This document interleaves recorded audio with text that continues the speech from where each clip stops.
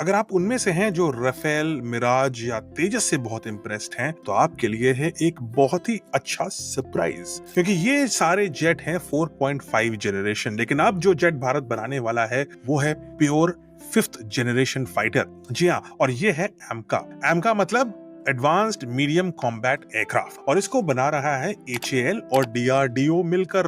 यानी कि ये 100% इंडिजीनियस 5th जनरेशन फाइटर होने वाला है। गजब की टेक्नोलॉजी है। लगभग 11 मीटर चौड़ा ये विमान जब पाकिस्तान या किसी भी दुश्मन के रेडार पे दिखाई देगा तो ये महज एक छोटी सी मक्खी जितना दिखाई देगा। और इस प्लेन के अंदर फिट होगा ब्रह्मोस क्रू मिसाइल, यानी कि हाइपरसोनिक क्रूज मिसाइल को ले जा पाएगा। एम का 1500 किलोमीटर तक ये हाइपरसोनिक मिसाइल कहीं भी हिट कर देगी महज सेकंडों में, क्योंकि उस मिसाइल की वेलोसिटी आपको पता है 10,000 किलोमीटर प्रति घंटा। साथ ही साथ एम का सुपर क्रूज मोड पे चलेगा, यानी इसमें आफ्टर बर्नर्स नहीं होंगे, और इसकी वजह से कोई भी हीट सीकिंग मिसाइल इसको टारगेट नहीं कर सकती। इसके सारे वेपन्स क्लोज्ड बे में होंगे, यानी कोई भी इसका हथियार बाहर लटकता हुआ दिखाई नहीं देगा। इसी वजह से रेडार पे इसका जो इमेज आता है वो एक मक्खी के जितना बड़ा दिखाई देता है। साथ ही साथ आप इसको लॉन्च कर सकते हैं भारत के अपने एयरक्राफ्ट कैरियर से। तो इसका मतलब यह है कि हम उस एयरक्राफ्ट कैरियर से एमका को कहीं भी ले जाएंगे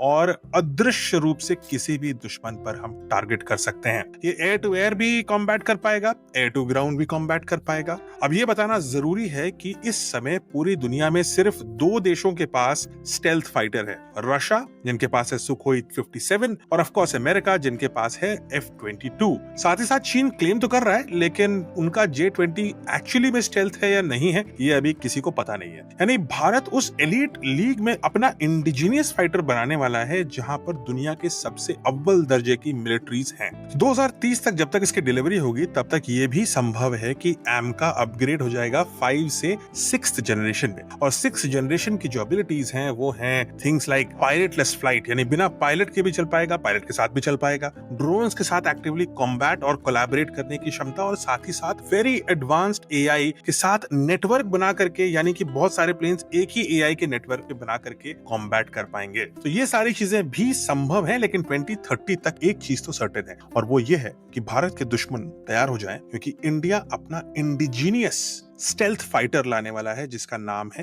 एमका। और ये मैसेज उन लोगों के लिए भी है जो बार बार कहते रहते हैं कि इंडिया सिर्फ कोलैबोरेशन में ही वेपन बना पाता है, तो कौन सी बड़ी बात है। ये 100% इंडिजीनियस है, एचएएल और डीआरडीओ मिलके बनाएंगे दुनिया का सबसे अच्छा फाइटर जेट। जो सबसे कॉम्प्लिकेटेड टेक्नोलॉजी होती है वो भारत अपने बलबूते पे बनाएगा। तो याद रखिए इस बात को भी।